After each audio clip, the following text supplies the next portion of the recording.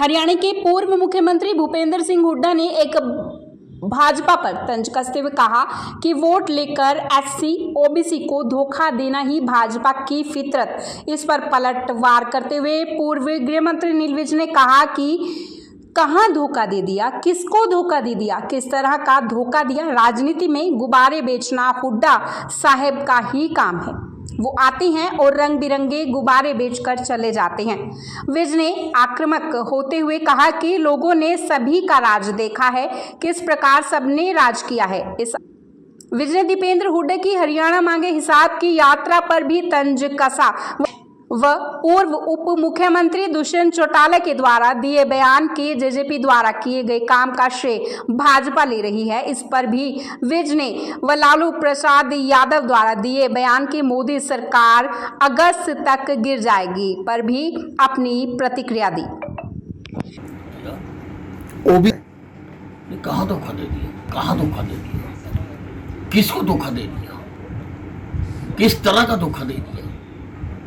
ये राजनीति में सिर्फ गुब्बारे बेचना हुड्डा साहब का काम है।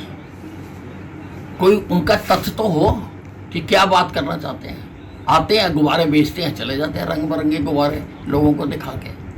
वही हरियाणा मांगे हक है, विपक्ष का हक है कि वो अपनी बात कहे। लोगों का भी हक है वो सारी राजनीतिक पार्टियों की कारगुजारी को देखें। और हरियाणा में जो पार्टियां इस पर चुनाव के मैदान में हैं, लगभग सभी को कभी ना कभी हरियाणा का राज करने का मौका मिला।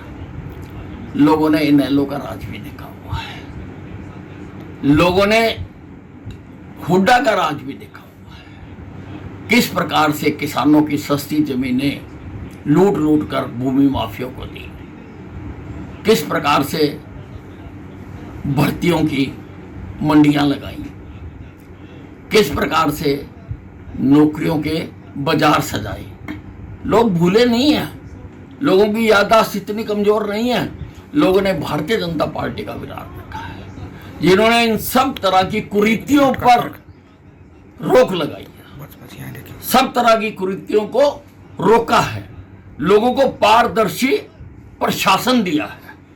तो लोग तो तुलनात्मक अध्ययन करेंगे, देखेंगे भी कौन कैसा है, कौन किस प्रकार से किसने राज किया।